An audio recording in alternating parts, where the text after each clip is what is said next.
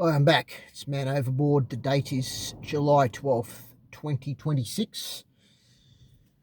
It's 4:45 in the evening, late afternoon, and got some quick updates as well as a story, maybe a couple of stories.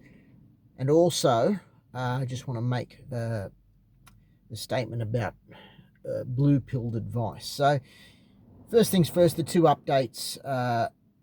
Yesterday I went for a hair system fitting uh, at this salon that I'm going to. Unfortunately, it's going to be, well, I've already put a deposit down. The unfortunate part is I'm 50%. Now, I've been shaving my head for a long time, since my mid-20s, mid-late 20s, 30s, 40s, and well, probably just under 25 years I've been shaving my head, and I didn't know what was going on because I never had it long, but I'm now 50% grey, 50% dark brown. So it's going to be a salt and pepper look that I'm going to be carrying, unless I want to put colouring through all my hair and just go dark brown, but that's going to just take too much work all the time, so I'm going to just leave it as salt and pepper. At least I'll have a full hairline. If you want to see what it looks like, at the moment I've been growing it out for a while so I could get the colour match. I'm still going to have to grow it out until I get the hair system put on my head. There it is. You can see it's rather salty and peppery. It's not 100% dark brown. Yeah, so that's going to go on here, of course, and should last me 6 to 8 months, I've been told. If I take good care of it. I don't want to take it off every day and sleep without it, because it just takes too much work and you'll have too much bonding tape to use and you'll just have to go and replenish. I asked him about getting haircuts and the like. The haircuts will be done either, I can do them myself, get a barber to do it and tell them to cut around the hair system, or there's a barber on the same street that he refers his customers to. So I might go and see that barber because I'll be one of his customers. So that's coming in on the 29th of July, Wednesday the 29th of July. The fitting will be at 3:30 p.m. It takes an hour. By Wednesday the 29th of July, I won't be able to do much physical activity for a day, which means I'll skip my gym work and exercise for a day. And then I will have the hair system bonded on. That's one thing. That's 29th of July. The second thing is I've got a new pair of 4-inch dressy height increasing shoes. So it's going to take me up to about 5'10", almost 5'11" in height. Until, of course, the polyurethane that it's built from wears down like my old one, then I'll have to get a new pair. But for a start, it's going to take me up to 5'10". It's a dressy pair of black shoes. So yeah, there's those two things. I've still got to make an appointment with the optometrist, and hopefully I can get some new contact lenses. I don't want to be wearing these glasses everywhere when I go out. I usually just, if I'm not wearing contacts and I go out to anything social, I just take these things off. Yeah, unfortunately I have to.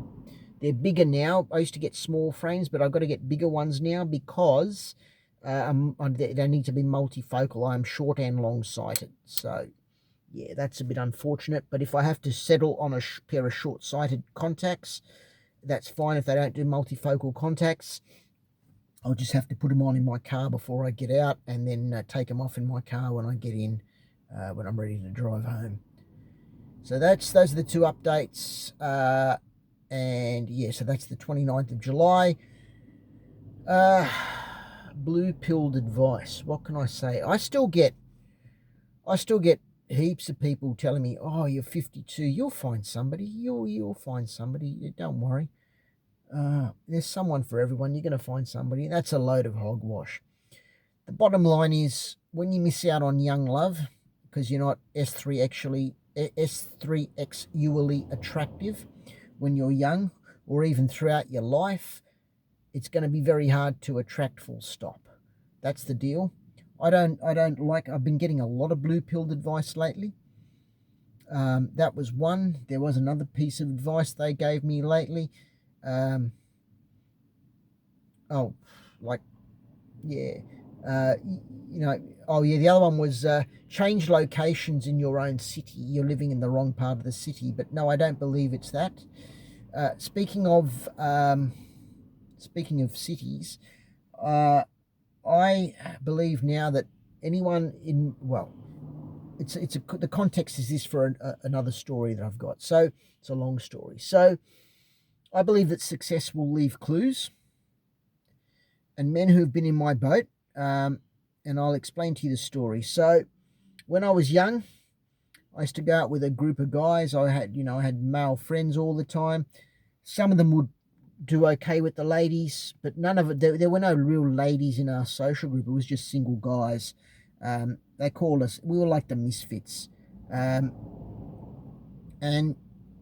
yeah, they would do all right because they hadn't lost their hair and their looks when they were young. When I mean young, I mean late teens and 20s, early to mid 20s. But I'd lost my looks and my hair by then. I never. People say, oh yeah, that's another one. People will say, oh, looks fade. Yeah, they do fade, but at what age? I mean, some guys lose their looks into their 30s. Some guys keep their looks in their 50s, lose their looks in their 50s. Guys like me and another guy I subscribe to, I think is Big T, T82. He went bald in his teens as well. So some guys looks fade in their late teens, unfortunately. Yeah, so when your looks fade, it becomes very hard to S3 sexually attract a woman. Yeah. What I was going to say is in that group, so I was in a group mostly, well, it was all guys. There were some acquaintances, some close friends, some friends from school, some friends from uni, some friends I met through school friends and through uni friends, but never hung out in mixed social groups when I was young. None of my friends did. And success does leave clues, I believe. So all the guys in that group that I remember, two of those guys went on overseas trips, like holidays, tours, not quite just living overseas, but tours. And they met girls when they were on tours. I did a couple of tours when I was young, and I didn't get anything. Two of them met their significant others on tours, overseas tours. One was from England, one was from the United States. Those were the girls they met. They were from those countries. Another schoolmate of mine, he just immigrated. He used to work as a graphic artist, and he just upped and left in his mid-20s. His brother was overseas, and he says, I've got a girl for you to meet. And he was in England at the time. So the girl he met, he flew out to England, and he was introduced to this girl, and it was kind of like a very good introduction. She was happy with him.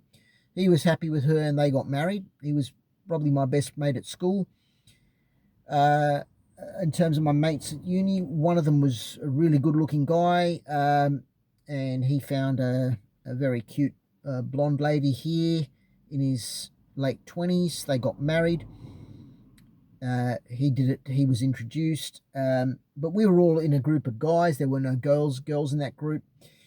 One of the other guys, he was friends with my mate who met the American girl on tour.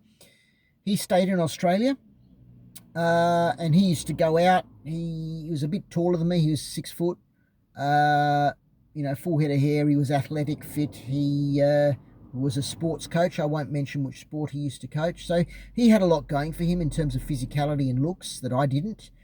And he even told me at one stage, he said, your problem is your genetics. That's why you can't attract the ladies here. So what happened? He was out, and it was back in the day. I just thought it was as hopeless. I would go out every night, come back, nothing. Go out every night, come back, nothing. We went out as friends in our groups. He went out to a social function, and he met his wife there. Now, what happened was, she was an ugly duckling. She used to term herself the ugly duckling, and she's not attractive. She wasn't attractive. She's probably still not. She's pretty much overweight too and aged. But when he met her, She was so unconfident with herself that she used to sit at home every night watching movies on Netflix and on TV and eating a bag of popcorn every Saturday night. So when her friends finally dragged her out to the first one, she was in the corner. She didn't want anything to do with anyone, and my friend was like, "Oh, I may as well take a chance on her because I was told, not to have these, not to have these standards, like not to worry about, all of this. Just go and approach as many women as you can." He approached her, and she was quite reciprocating because she'd never had a guy into her. And then they dated for a few years, and then they got married. It was around about the time that I got into my second relationship. So he was in his 30s. I got into my second relationship, which was totally platonic. There was nothing to it, just friendship, really, and a bit of kissing here and there, but nothing more. And him and his partner at the time, that girl, that lady, we used to go out together. We used to like double date, and he was like, and she was very happy for me, and he was very happy. They're going, yeah, she's the right girl for you. She's the right girl for you. She was grossly overweight, the one I was dating at the time. She was overweight, very plump. I wasn't attracted to her S3X in any kind of way, shape, or form. I don't think she was to me, but they thought we were a good couple because we actually had a lot in common. We got on, but there was no action in the sheets. And that's just what eventually killed it. And she found another guy and cheated on me and moved on. So that was the last relationship I was in, and that was in my early mid-30s. It was 33, 34 at the time. I'm now 52. And there were some other guys. Like there were a few other guys. Two of them I know here. They're still single. Another guy I went to school with, he was in my friend group. He's still single. He's painfully thin and short, even more so than me. And he was autistic to boot, which I'm not. So he's still 52 like me, and he is still on the singles market here. He's never, don't think he's even had a relationship. There's two others I was saying before. Those two, one guy's now 50. He never had a relationship. The other one is a year younger than me, 51. He's like me. He's been in and out of relationships. I don't know if they were S3Xual, but he has had relationships in the past like me, and he's now still single. There's two others, the brothers. They moved up to a different state in Australia, northward from here, and one's 1 year older than me, one's 4 years younger than me. And one of them's got a woman in his life, not a very attractive woman, but a girlfriend nonetheless. The other one is a year older than me at 53, and he thought leaving the city I'm in would make a difference, but it hasn't. He's still painfully single there. He does look younger than 53 though, whereas I don't. He looks like he could pass for his mid-40s, but it still doesn't do him any good with the ladies. Just I think he's got a lack of social connection, and he's also painfully short. He's like 5'4", he's even shorter than me. I remember one day I turned up to a social event with him, and I saw him there, and I turned up on my own, and he was there, and he looked at me, he goes, "Man, overboard." Oh, looked me up, and he said, "You've become a giant." It's because I had 3.5-inch heels on that night. So he was a little bit rubbed up the wrong way and jealous of that, but didn't really get me anywhere at the end of the night because I still wasn't attractive in the sense of the body and the face. So that was boop. Oh yeah, there's a story I do want to say. A couple of stories actually I want to tell you before I finish up. I remember when I was at university and I had a female friend. She wasn't the best looking girl. She was into religion. I won't mention the religion. She was very much into the religion. And I used to, because she used to live near where I was, so I used to drop her to give her lifts to uni and, give her lifts home if our classes matched. We weren't in the same course, but if the times matched, she'd wait an hour, or I'd wait an hour, and then I'd give her a lift. She'd give me a lift, whatever. Well, she wouldn't give me a lift. I would just give her the lift, and she'd fix me a bit of cash for the ride.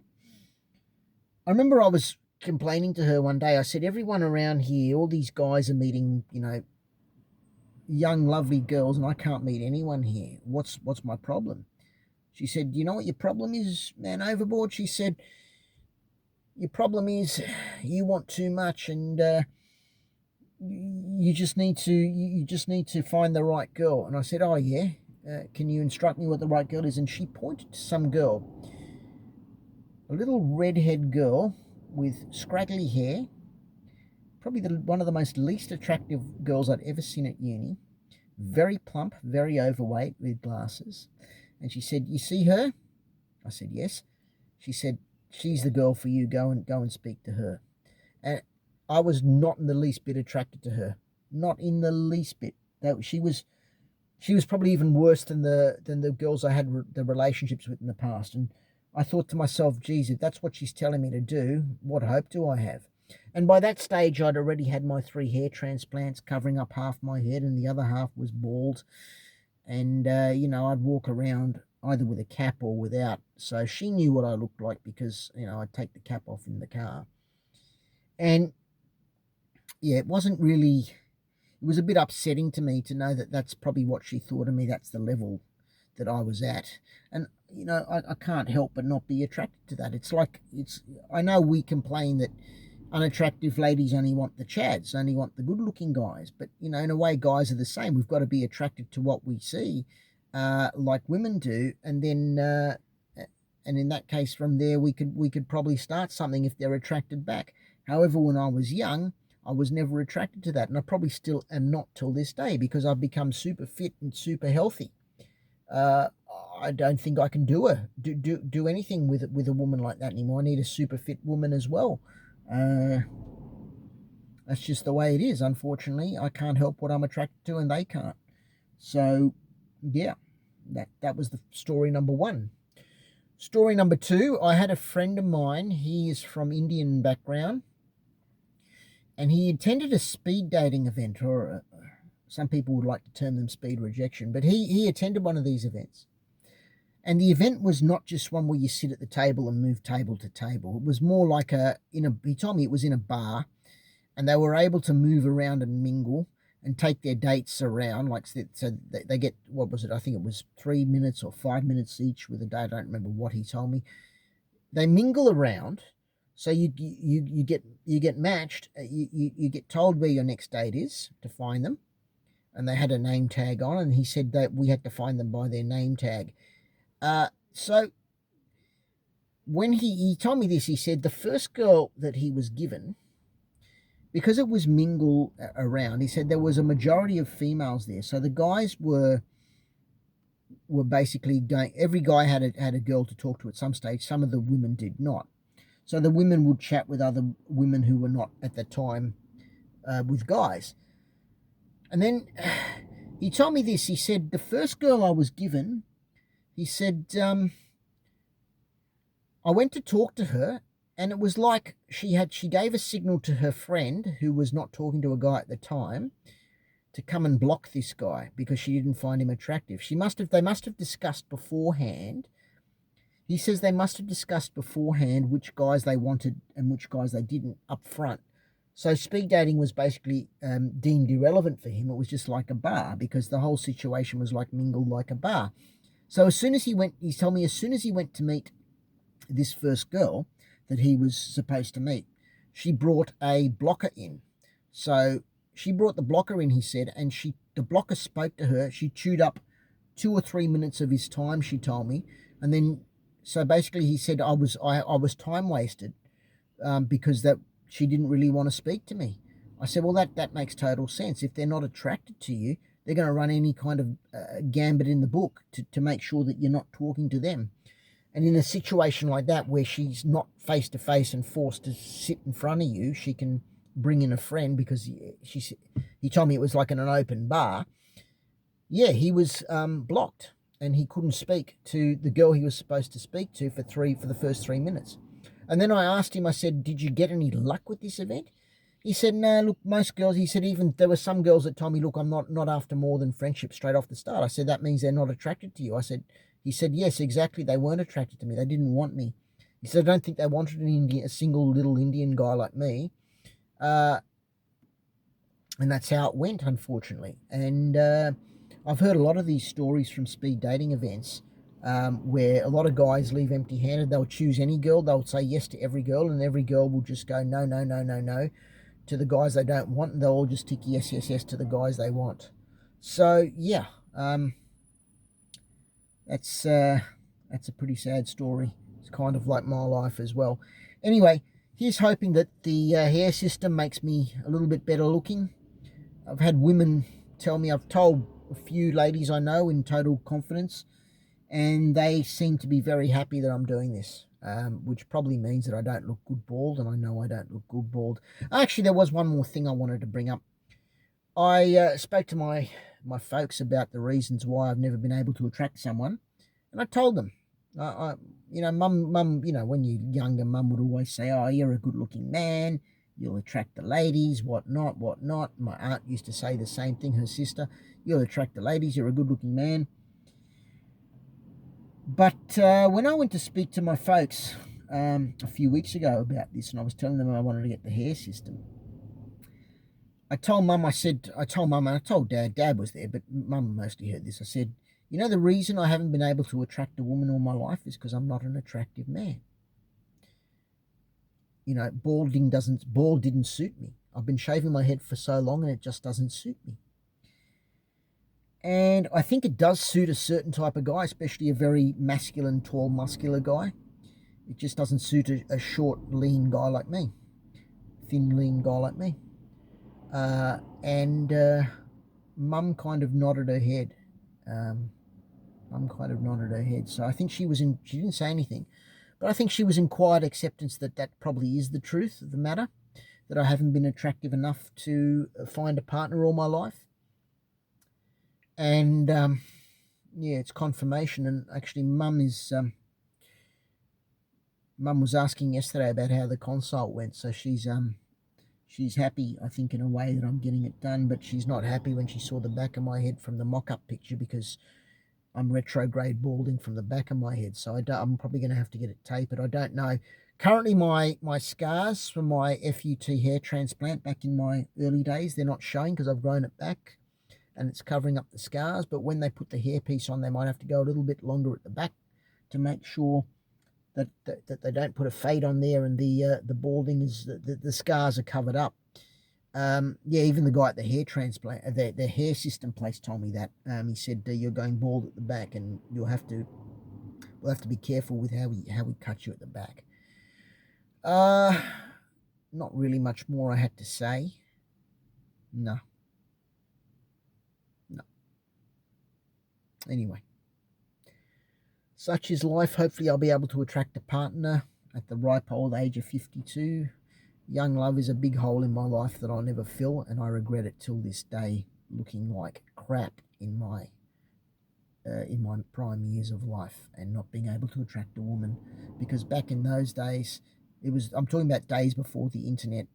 Yeah, it was a different kettle of fish, and it was really hard to. There was no internet, no online dating, no dating app, no nothing like that, and it was still difficult. But yeah, big hole in my life that I'll never fill. I see young couples about, happy in love, and I think I've never had a young woman's body nestle up to mine and want me, and I've never been able to get that, and at least not without forking out cash for it. And that's just, PFP, so it's not, real. I've even thought about, if this doesn't work, STERILIZE myself, and just focus on other things in life. Anyway, I'm going to leave it there. It's getting dark. I better go home. All right. Thanks for watching. Have a good one.